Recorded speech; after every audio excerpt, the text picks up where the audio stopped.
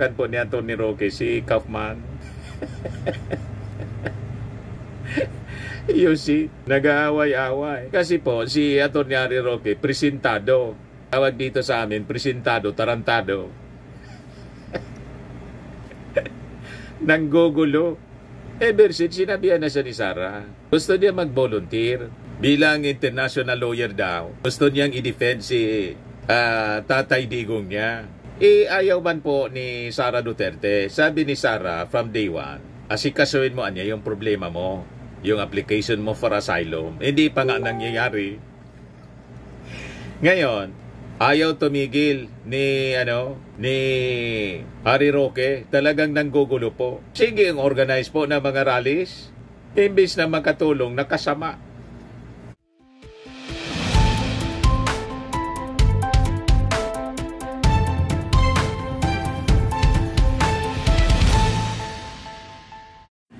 Hello po mga kababayan, si Dante Maravillas, Bicolano vlogger, broadcast journalist from Albay. Ibigay ko sa inyo itong mga mainit na balita ngayon. Unahin natin itong ratings ng ating Pangulo. Sinausawan po si Sara Duterte, at si Sara Duterte talo na po sa ratings ni Martin Romualdez. O diba mga kababayan, galit na galit si Sara Duterte kay Martin Romualdez kasi baka siyang susunod na presidente. Malamang.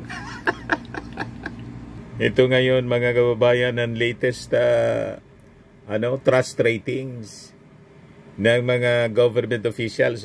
DCMM report, Radyo Patrol, trust rating for top government officials. April 25 to June 2025. Okta Research. So yung ating Pangulo mga kababayan nakakuha ng 64%. Tumaas ng 4% mga kababayan yung ating Pangulo. Si Sara Duterte, 4% yung bagsak.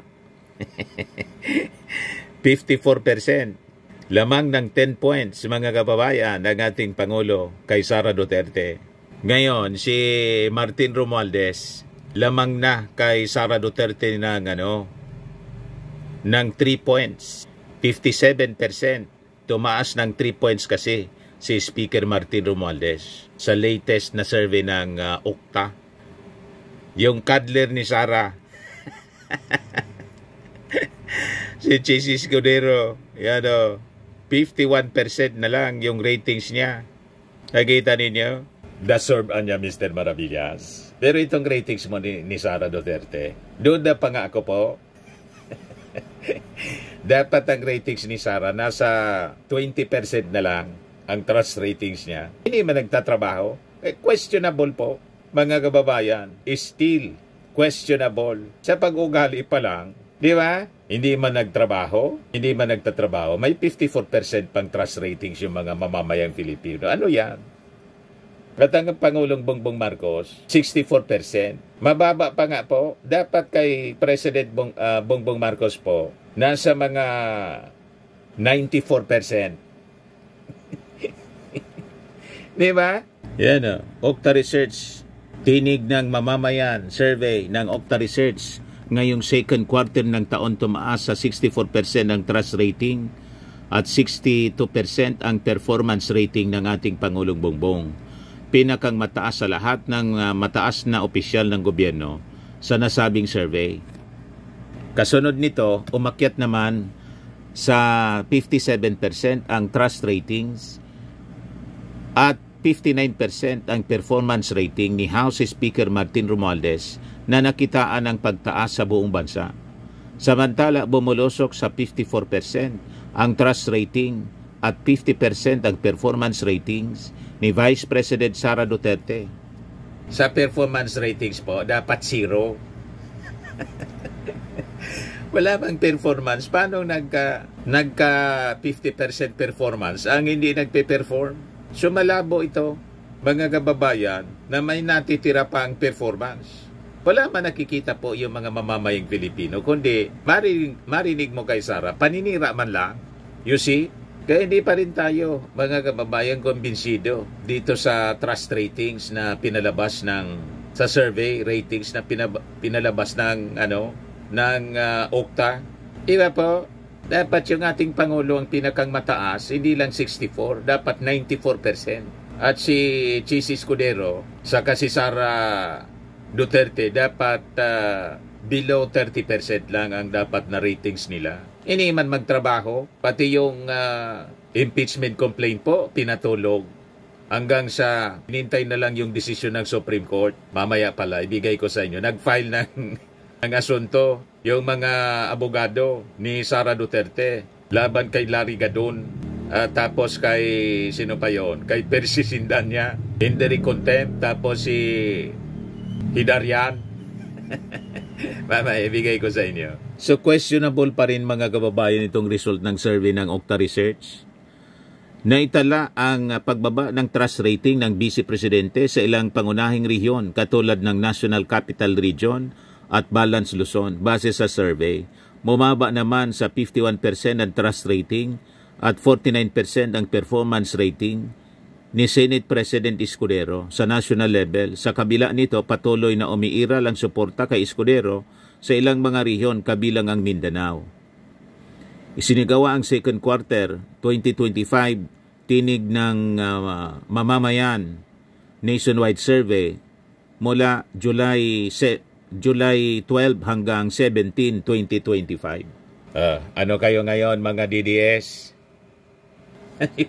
At sa impeachment po, 80% sa mga Filipino gustong harapin ni Sara Duterte yung impeachment sa trial. You see, mga kababayan, kaya bagsak sila ngayon, si Sara Duterte, tapos si Chis Escudero. Malamang kung magpa-survey tungkol sa naging desisyon ng Supreme Court, bagsak sigurado ang trust rating ng Supreme Court ngayon. Sa Mindanao lang mataas si Sara Duterte, 95%. Yung ating Pangulo nakakuha pa ng 40% sa Mindanao. Sa Visayas, talo. Pinakang mataas mga kababayan pa yung ating Pangulo, 67%. Si Sara, 60% lang. Si Francis Escudero, 49%. 66% si Martin Romualdez. Sa Mindanao, naka 36% pa si Martin. You see? Sa Balance Luzon, napakataas yung ating Pangulong Bongbong Marcos, 74%. Si Sara, 35% na lang. Si Francis Escudero, 57%. 62% si Martin Romualdez. Talagang pwedeng susunod na presidente si Martin, mga kababayan. Sa NCR, 64%, 40% na lang si Sara, 43% si Chis Escudero. Mataas yung ratings ng ating speaker, 59% sa NCR. Kaya po, hindi nakapagtataka kung bakit si Sara Duterte, si suwa-suwaan, galit na galit kay Martin Romualdez. Hindi man siya inaano. Galit na galit kay Martin Romualdez. Parang siya na lang yung may karapatan na tumakbo sa pagkapangulo. Tumakbo ka kung makatakbo ka pa. Hintayin mo na ma-resolve yung impeachment trial sa'yo. Kasi, alimbawa, makaligtas ka man ngayon, after 7 months, i-refile yung impeachment complaint. After February 6, 2026, 7 months away na lang po. Di ba? May ombudsman pa. Saka yung ICC, yung pinakang matindi yung ICC. Kasi pati siya, si Bato, si Bongo, ang sabi, nakalista na pwedeng isyuan mga kababayan ng warrant of arrest through Interpol. You see? Ngayon, yung mga kakamping abogado po ni Sara Duterte, nag-file ng indirect contempt. Yan si Tolentino, si Topacio. Sabi dito, look, lawyers Ferdinand Topacio, Mark Tolentino, and Rolex Optico filed separate petitions before the Supreme Court seeking to hold Larry Gadon, Richard Hidarian, and Representative Percy Sindanya guilty of indirect contempt for the remarks on the court's ruling in BP Duterte's impeachment case. Ito yung interview ng mainstream media kay Atty. Topacio. Nakarating na po kay Secretary Larry Gadon na kayo po ay nag-file nga po ng contempt petition against him. Ang sabi po niya ngayon, china-challenge daw po niya kayo sa isang zoning plans competition for charity. Ano po ang reaction niyo po dito? Kakasa po ba kayo? is mentally deranged. That's my reaction. Pero kayo, sir, kayo po, Ikaw pala challenge Alam niyo po, kaibigan ko yung si Atty. Gadon. In fact, lagi kami nagko-concert niyan. But kasamang Larry, I'm sorry, but this is no laughing matter. I am an officer of the court, and as such, isang katungkulan ko na ipagtanggol ang karangalan at reputasyon ng ating kataas-taasang hukuman. So, I'm sorry. I hope we can still be friends. Sa akin, this is nothing personal. This is part of my duties as an officer of the court. I had to do this. I hope you understand. Alam ko na kung ikaw ay abogado pa rin hanggang ngayon at ako ang gumawa nito, if the situation were reversed, you would have done the same thing. Pero kung gusto mo magkantahan, wala pong problema sa akin. Passion natin yan, kasamang Larry. Pero sir, ano po ba specifically yung ginawa niya para nga po mawala dito ang sapagkat sinabi niya 3 beses sa kanyang panayam, ang Korte Suprema ay tuta ng mga Duterte. Siningle out pa niya ang punong mahistrado ng kataas-taasang hukuman. At 3 beses niya sinabi, I was scandalized to be candid sapagkat bagamat meron tayong freedom of expression and sometimes I have also criticized some decisions of the court, there should be boundaries. Pagka gano'n na pong masyadong vitriolic na at vituperative, masyadong maangas na at libelous na po yun ay hindi po natin maaaring palampasin. So, kinalulungkot ko kasamang Larry, I really had to do this. It is with a heavy heart actually that I do this. Kaya lang, masyado ng scandalous yung pagkasabi. So ito mga kababayan, yung hamon ni Atty. Larry Gadon, kantahan na lang daw. I challenge Atty. Topacio to a one-on-one voice in singing competition for a cause fundraising just like General Torre. After filean siya ng injury contempt sa Supreme Court. O ito yung verified petition for injury contempt na final ni Larry Gadon laban kay Topacio ay kay baliktad pala. Final ni Topacio laban kay Larry Gadon. Ngayon, kanina sa kapihan sa Manila Bay, si former Supreme Court Senior Associate Justice Antonio Carpio, in 1986 Constitutional Commission member Christian Monsod reiterated at di kapihan sa Manila Bay Forum that the Supreme Court can still correct itself and reverse the constitutionality of the impeachment of Vice President Sara Duterte. Carpio also said that the High Court should call for oral arguments after the filing of the MR of the House of Representatives on the unconstitutionality of the impeachment laban kay Sara Duterte. Ganon din po yung sinabi ni dating Supreme Court Chief Justice Panganiban. Parehas yung posisyon. At sabi naman po ni dating Chief Justice Renato Pono, the power to initiate impeachment niya, exclusive siya sa House. Nasa kapangyarihan po ng impeachment court na ibalik yung articles of impeachment doon sa Kamara. Ay tanong pala, nasa kapangyarihan po ba ng impeachment court na ibalik yung articles of impeachment doon sa Kamara? Sabi po ni retired Chief Justice Renato Pono, wala sa kapangyarihan nila. Senate Impeachment Court yun. Kung yung hinihingi nilang certification ay hindi kailangan yon sa ating konstitusyon, yung power to initiate impeachment proceedings exclusively belongs to the House. Hindi nila ma-question yung initiation. Ngayon, kung initiate ng House yun at sa palagay lalo na nung defendant, depektibo, yung defect na yon ay maaring erase nila doon sa trial sa impeachment court. Ibig sabihin, dapat, mga kababayan, hindi na ito dinala sa Supreme Court. Sa impeachment court dapat, yan ang posisyon ni Renato Pono. Nangialam na kasi may petition na final at walang oral argument na ginawa.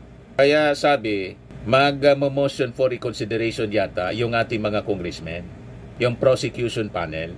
Sabi naman ni Attorney Domingo Cayosa, former national president ng IBP, Integrated Bar of the Philippines, binago nila sarili nilang ruling referring to the Supreme Court.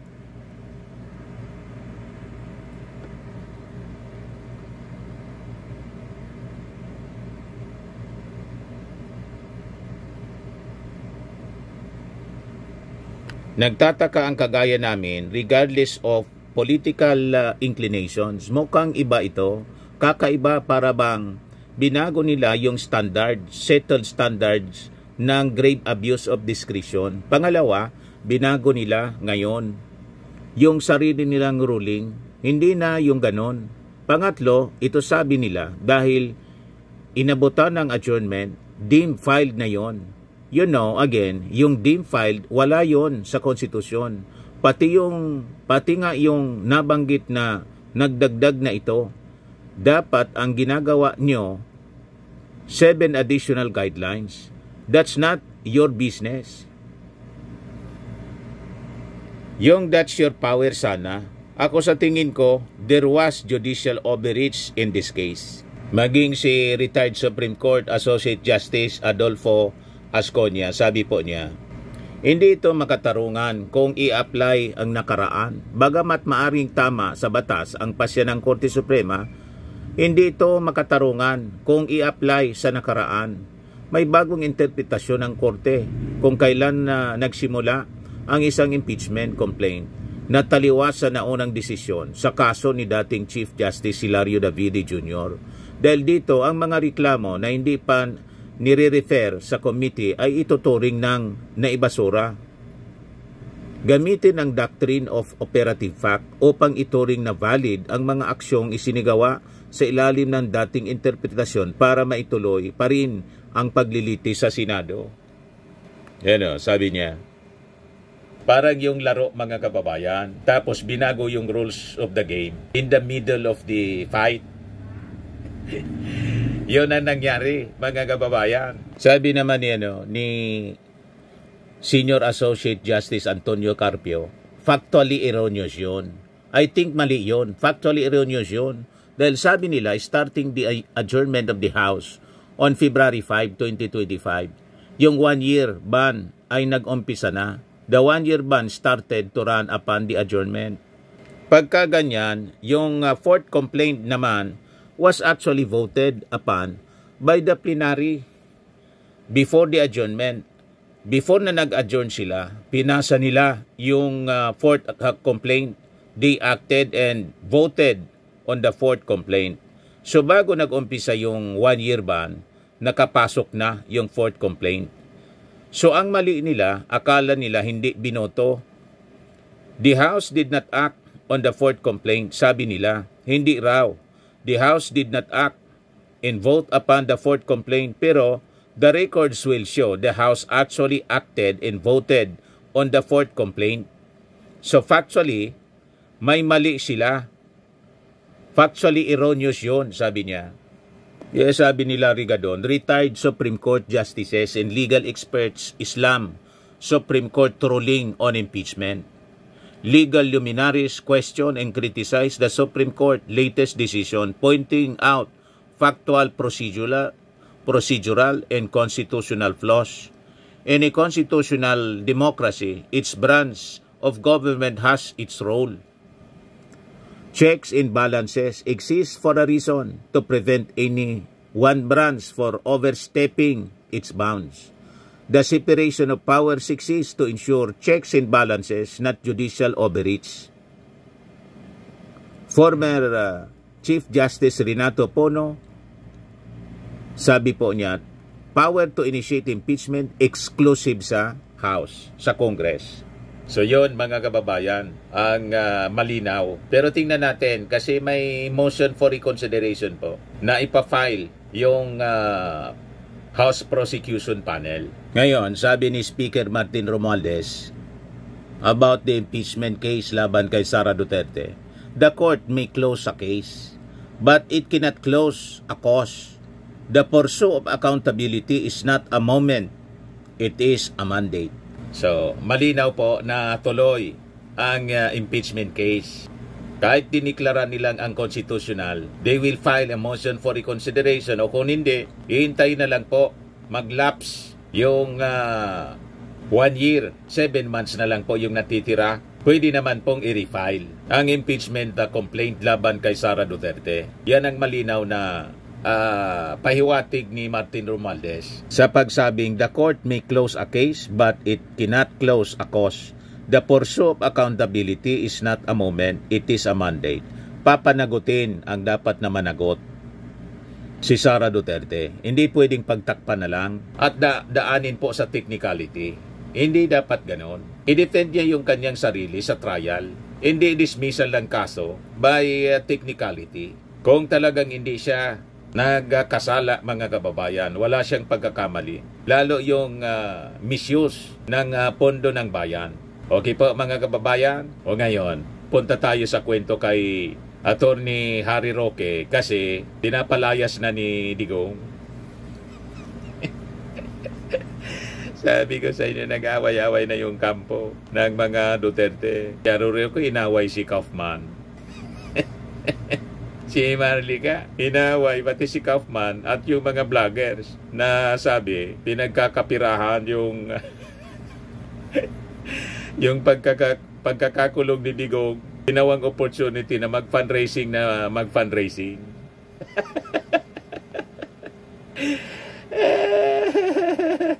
Yan kasi, mga kababayan. Ito yung balita sa Daily Tribune. Digong drops Harry hard. Sinabihan si Harry Roque, go home. Nilaglag na mga kababayan. Si Harry Roque ni Digong, siguradong magtatatalak na si Harry Roque sa kanyang vlog.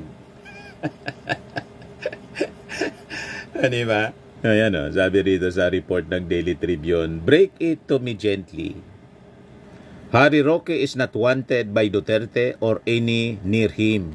The former president would prefer Mr. Roque stop interfering and return to the Philippines, where his talents and troubles are better suited, where at least Boeing is expecting him.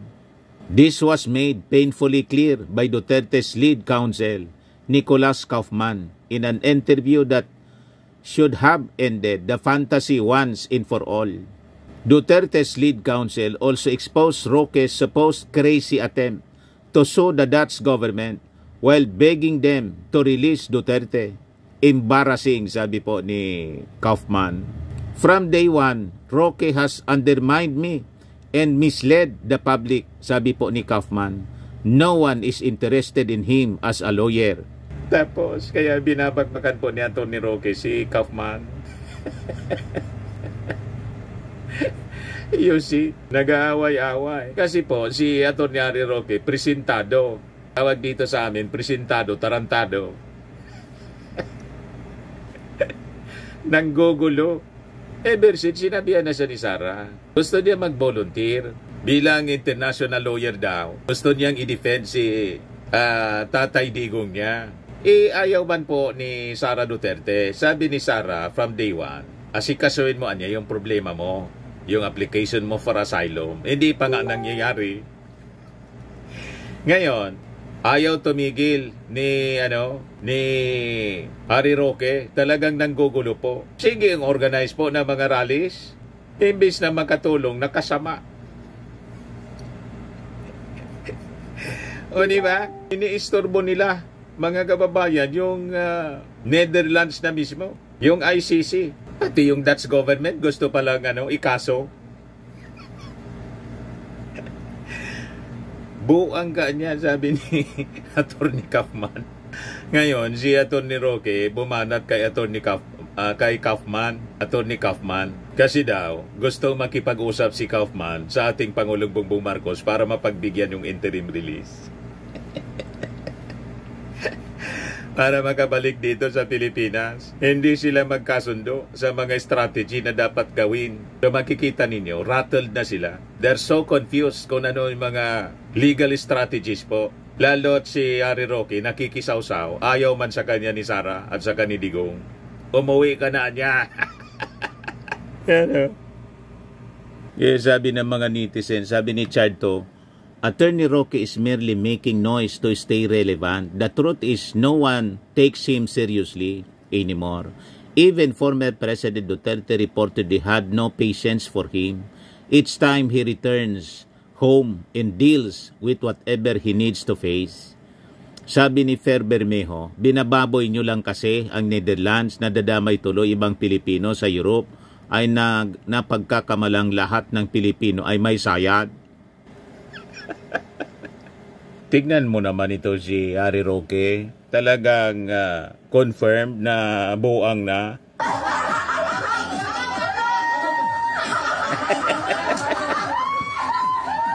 Kakita kang abogadong ganyan. Kaya sabi niya, ni Atty. Kaufman, pati niya yung Dutch government gustong ikaso. Naghanap talaga ng trouble si ano. Sabi ko sa inyo, si Atty. Harry Roque po, patapo na. Palaboy nawala na sa katinoan. Ayan po.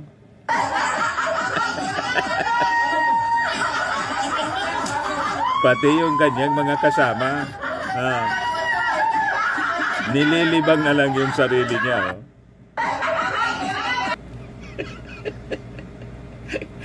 You see? Ito yung pinagdadaldan ni Atty. Harry Roque. Pakinggan natin. Tama ba na humingi tayo kay Marcos Jr. na pauwiin si Tatay Digong sa Pilipinas? Siguro naman alam nyo kung anong aking sagot. Hindi, hindi, hindi. Si Marcos Jr. ang nagpakidnap at nagpatay-digong sa dahig at hindi siya makikiusap kay Marcos Jr. Hindi ka nga yung abogado. Siya ipauwi sa Pilipinas. Mas nanaisin pa siguro ni Tatay Digong na pumanaw na sa kulungan sa dahig kesa humingi ng pabor o tumanaw ng utang na loob dyan sa Marcos Jr. na yan. Pinapangunahan mga kababayan, si Atty. Kaufman, nagmamagaling si Atty. Roque. Hindi ka nga kinukuha na abogado. Ayaw sa'yo kasi crazy ka daw. Pati Dutch government gusto mong kasuhan. Patong-patong na nga yung problema niya. Naghahanap pa ng iba pang problema si Harry Roque. Hindi na makontento sa problemang kanyang kinakarap. Kaya sabi ni Digong, umuwi ka na niya, go home. Yun ang pasabi. But anyway, yan po mga kababayan ng mga katawa-tawa na nangyayari sa kampo ng mga Duterte.